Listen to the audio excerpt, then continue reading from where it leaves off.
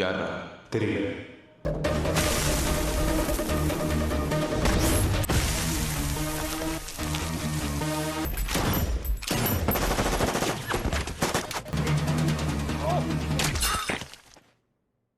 Halo sahabat, Assalamualaikum. Apa kabar? Semoga sehat selalu dan senantiasa berbahagia. Terima kasih sudah subscribe dan selalu setia menyimak video-video SLMT TV. Semoga Tuhan Yang Maha Kuasa selalu memberikan kemudahan urusan dan rezeki yang berlimpah ruah serta berkah untuk sahabat semua. Kali ini SLMT TV hadir dengan sebuah alur cerita dari film yang berjudul Enemy. ஏய் யாராவா கை வைடா. என்னது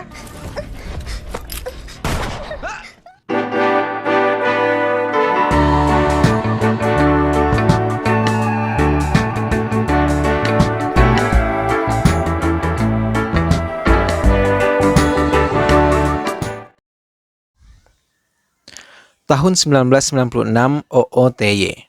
Gozan yang merupakan putra dari Ramalingan, yang merupakan seorang single father yang membesarkan sendiri putranya. Merupakan seseorang yang sangat protektif yang tidak ingin sesuatu yang buruk menimpa dirinya. Namun Khozan ternyata merasa kesal atas apa yang dilakukan oleh ayahnya. Hingga ia iri melihat Rajiv, seorang anak laki-laki yang dilatih secara baik oleh ayahnya untuk bisa melindungi dirinya sendiri. Bahkan tak segan-segan ayahnya yang merupakan pensiunan polisi IPS memberikan hukuman untuk kesalahan yang dilakukan oleh Rajiv. Hal itu menarik perhatian Khozan hingga secara diam-diam ia mengambil salah satu rubik yang ada di depan rumah Rajiv dan mempelajarinya bagaimana membuat bagian yang sama dalam waktu yang lebih cepat daripada Rajiv. Saat keesokan harinya, ketika ia mengembalikan rubik tersebut, ia malah diajak bermain bahkan bertanding bersama dengan Rajiv untuk menyusun rubik yang ada di sana. Permainan pun dimulai, dan Paman Pari yang merupakan ayah Rajiv menjanjikan sebatang coklat sebagai hadiah untuk pemenangnya. Ya. Rajiv menyelesaikan 53 detik, waktu tercepat sepanjang latihannya. Namun ternyata masih kurang cepat dari Khozan yang membutuhkan waktu 45 detik untuk menyusunnya. Bahkan Paman Pari mengajak Khozan untuk berlatih bersama dengan dirinya. Ia ingin mempunyai keinginan untuk melatih mereka menguasai teknik-teknik menjadi anggota polisi dengan analisa yang baik dan juga masuk akal. Bahkan mereka pun dilatih untuk menjaga diri mulai dari bela diri dan juga menembak.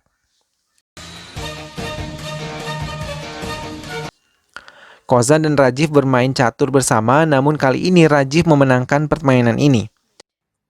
Cholan, நீ எவ்வளோ ட்ரை பண்ணாலும் என் ராணி. Dan tiba-tiba ayahnya memanggilnya dengan cepat, kemudian Rajiv menghampiri Paman Pari. Tapi tak berapa lama ia berteriak memanggil Khozan. Mendengar jeritan sahabatnya, ia terkejut ketika melihat darah menggenang di area leher dan di belakang Paman Pari. Rajiv menangis sedih karena kehilangan ayahnya. Khozan melihat sebuah jeep menjauh dari rumah Paman Pari. Tak lama polisi pun datang memeriksa semuanya. Khozan dan Rajiv pun dibawa ke kantor polisi untuk dimintai keterangan atas kematian Paman Pari.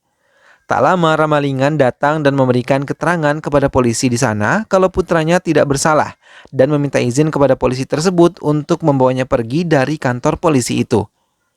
Inspektur polisi tersebut pun mengizinkan, tapi Khozan diminta bisa datang untuk memberikan keterangan saat polisi memintanya. Ramalingan pun menyetujuinya dan membawa Khozan menjauh dari kantor polisi tersebut dan meninggalkan Rajiv seorang diri. Tahun 2021 di Singapura, Little India. Khozan yang tumbuh menjadi pemuda tampan tetap membantu ayahnya. Kali ini mereka mengolah sebuah toko kebutuhan sehari-hari yang diberi nama Khozan Market. Di tempat itu adalah suatu tempat yang berisikan komunitas Tamil yang tinggal di daerah tersebut. Beberapa warga Tamil pun melakukan demo di depan kantor tempat mereka bekerja. Mereka menuntut perusahaan bisa mengembalikan paspor yang mereka tahan. Padahal masa kerja mereka sebagian besar akan habis 1 minggu ke depan.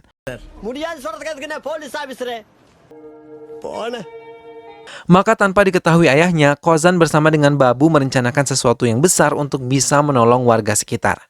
Khozan yang menyelinap ke dalam gedung kantor dan melumpuhkan beberapa penjaga di sana, sedangkan Babu yang diberi tugas untuk mengintai keamanan yang ada di dekat kantor tersebut.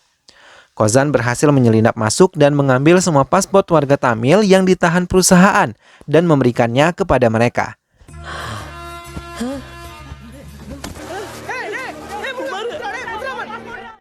Rajiv yang memiliki tugas di Singapura juga mendatangi Singapura melalui jalur udara.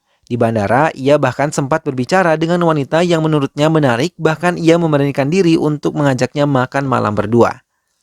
Kozan yang sudah mencintai Asvita ingin mengatakan semua perasaannya. Namun saat berbicara pada Babu, tiba-tiba sebuah ledakan besar terjadi dari sebuah agen gas yang ada di dekat tempat tinggalnya. Union Gas Agency itu membuat kepanikan warga yang ada di sana. Kozan berlari dan melihat beberapa korban yang ia kenal, bahkan sangat ia kenal. Ia merasa sangat sedih kehilangan 11 teman-temannya yang bekerja di sana. Padahal beberapa dari mereka berencana untuk kembali ke India setelah mendapatkan paspor mereka kembali.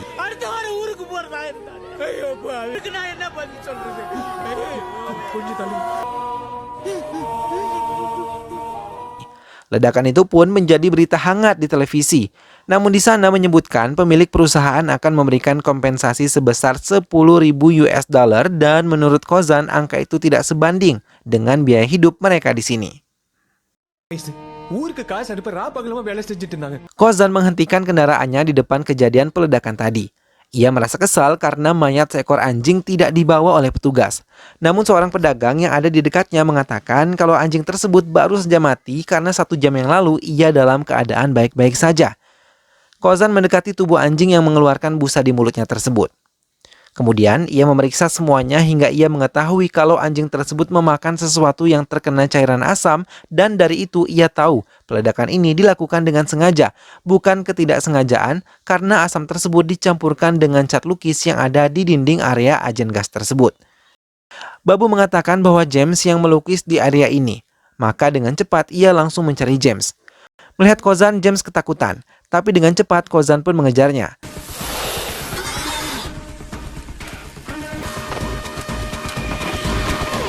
Setelah mendapatkannya, ia menekan James untuk mengatakan dalang dari ini semua.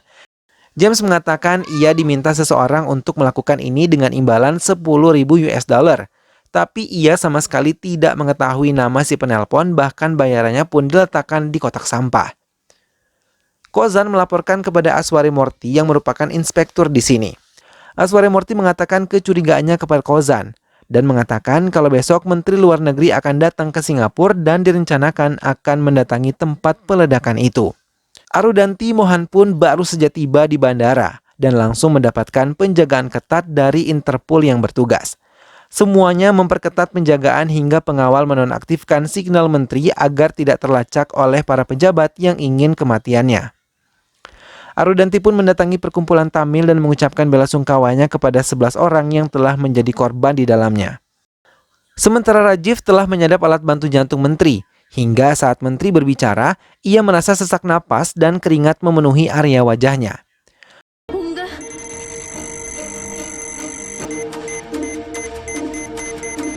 Melihat sesuatu yang tidak beres, Kozan langsung mengambil sebuah senjata dan menembakkannya ke dada sebelah kiri menteri hingga menteri pun jatuh dan Kozan sendiri ditahan oleh kepolisian setempat.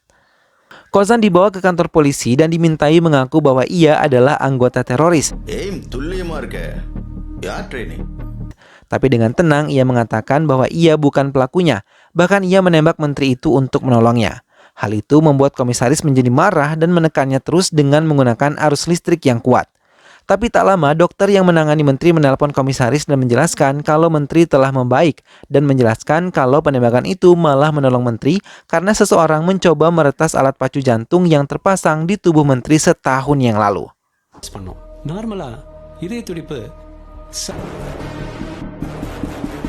Mendengar hal itu, komisaris meminta maaf kepada Kozan dan meminta bantuan Kozan untuk mengetahui pelakunya berada di mana.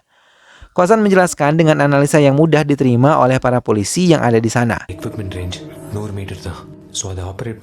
Hingga mereka langsung membentuk pasukan untuk menjemput Rajiv, pelaku dari kejahatan ini semua. Rajiv yang tahu usahanya gagal dan akan dijemput paksa oleh petugas meminta timnya untuk melakukan rencana B.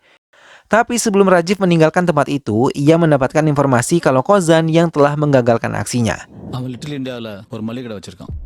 Rajiv yang telah menemukan toko Kozan mencari tahu tentang Kozan dan memberanikan diri untuk menemuinya dengan memancing menggunakan sebatang coklat yang biasa mereka dapatkan apabila mereka memenangkan sebuah kasus dari Paman Pari. Kozan meminta maaf karena telah meninggalkan Rajiv seorang diri di kantor polisi 25 tahun yang lalu.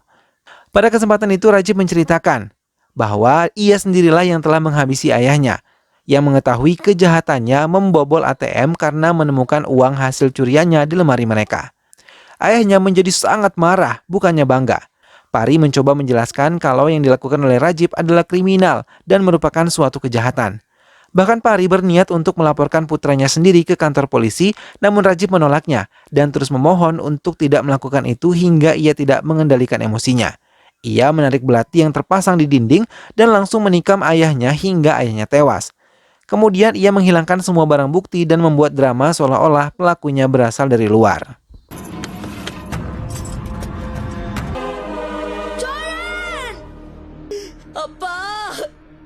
Kozan meminta Rajib untuk menyerahkan diri ke polisi karena telah menghabisi 11 orang yang tidak bersalah sama sekali.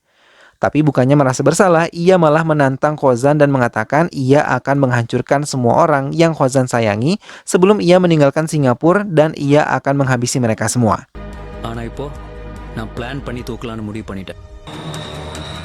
I'm timing it. Go. Berita kegagalan penyerangan itu pun terdengar oleh penguasa Beijing. Dan pemilik perusahaan di sana meminta pembunuh bayarannya yang menyamar menjadi koki bernama Bonti untuk menghabisi Rajib sesuai dengan perjanjian mereka. Sementara Kozan yang mulai merencanakan untuk menyelamatkan 230 orang yang tinggal di komunitas Tamil, Kozan merencanakan untuk melakukan pertunangan dengan Asvita. Hingga semua orang tidak menyangka kalau mereka berada di dalam bahaya. Tapi Rajib malah menangkap Pinky dan akan menghabisinya dengan kejam.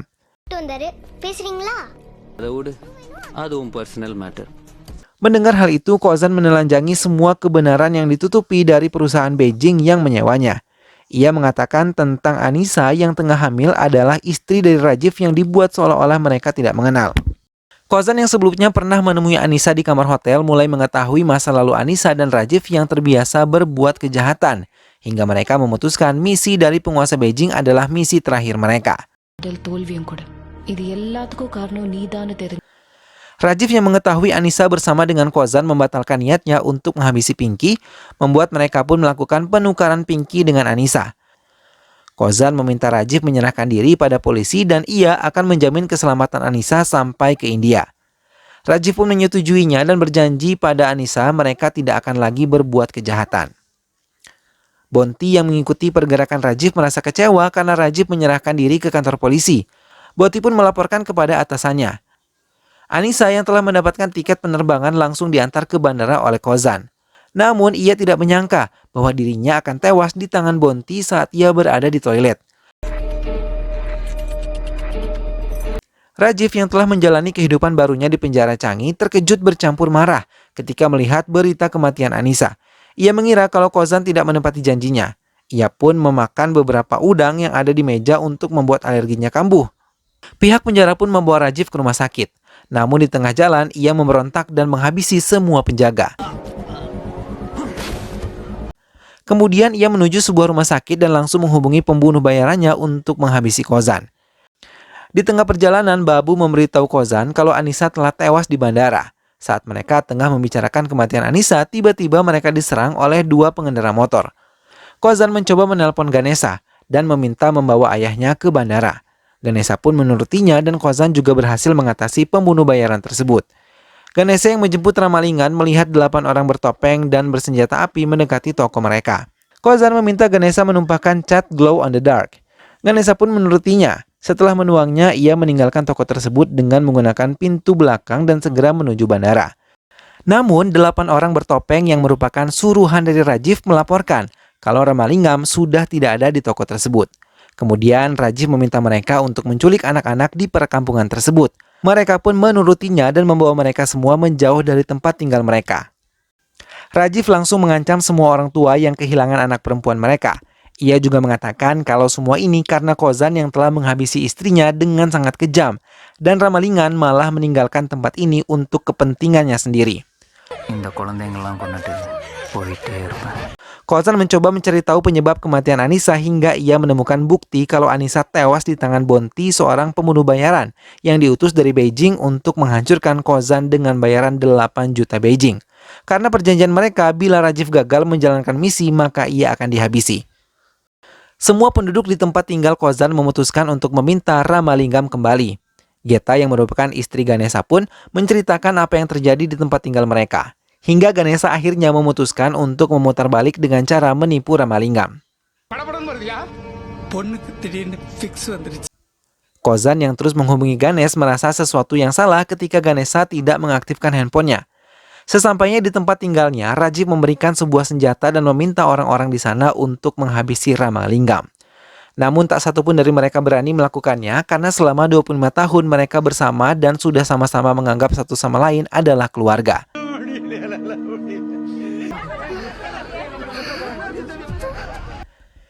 Hingga Pinky menelpon dan mengabari pada Kozan tentang apa yang terjadi di tempat tinggal mereka. Kozan pun meminta Pinky untuk mematikan saklar lampu yang ada di gardu listrik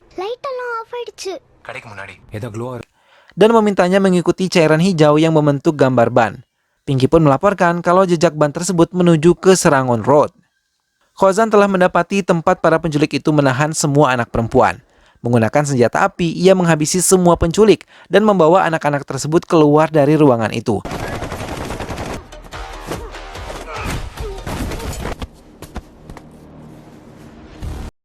Rajiv yang melihat misinya gagal mencoba menelpon ayah Kozan dan meminta mengakhiri hidupnya dengan meminum racun tikus yang ada di rak penjualannya. Karena dengan kematiannya, ia bisa membebaskan anak-anak yang ia culik. Ramalingam menurutinya dan menenggak racun tersebut. Tak lama Kozan datang menggunakan mobil dan membawa anak-anak kembali. Semua orang tua menyambut bahagia kehadiran mereka. Kozan langsung mendekati ayahnya, tapi ia terkejut karena tiba-tiba hidung ayahnya mengeluarkan darah. Ia mengakui kalau telah menenggak racun seperti perintah Rajiv. Ambulans yang ia panggil pun tiba, tapi Ramalingam tidak bisa lagi bertahan hingga ia tewas di sana. Melihat Kozan bersedih, Rajiv merasa senang dan menantangnya untuk menemuinya yang berada di menara kota lantai 54. Tapi bukan melalui pintu, Kozan datang menggunakan kran. Ia menghancurkan semua kaca yang ada di lantai 54 itu dan langsung menghadapi Rajiv.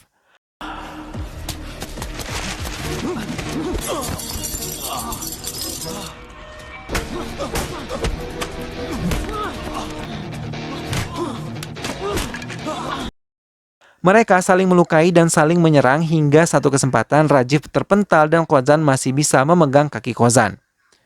Di sana ia menjelaskan kalau ia bukanlah pembunuh Anissa, karena pembunuh Anissa adalah bounty suruhan dari pihak Beijing Cina. Mendengar hal itu, Rajiv meminta Kozan untuk menolong dirinya. Tapi Kozan tidak bisa mengendalikan dirinya dan ia merasa marah karena Rajiv telah menghabisi orang-orang yang tidak bersalah kepada hidup Rajiv. Kozan pun melepaskan pegangan tangannya dan membiarkan Rajiv terjatuh. Dan film pun selesai. Nah sahabat, itulah tadi alur cerita dari film yang berjudul Enemy. Rasa dendam dan juga benci telah menguasai hati dari sosok seorang Rajiv. Sehingga ia dengan begitu teganya menyerang dan menghabisi ayah kandungnya sendiri. Hal ini menunjukkan betapa pentingnya pendidikan karakter kepada anak. Sehingga anak dapat tumbuh dengan baik dan mengenali serta mengetahui bagaimana cara untuk berbakti kepada orang tuanya. Semoga sahabat semua terhibur setelah menyimak alur cerita film ini. Sampai bertemu lagi di alur cerita film-film selanjutnya. Terima kasih sudah menyimak video ini sampai akhir dan ingat selalu untuk selalu dukung SLMTTV dengan cara klik like, comment, share, dan juga subscribe. Baiklah, sampai ketemu lagi. Sehat selalu dan wassalamualaikum.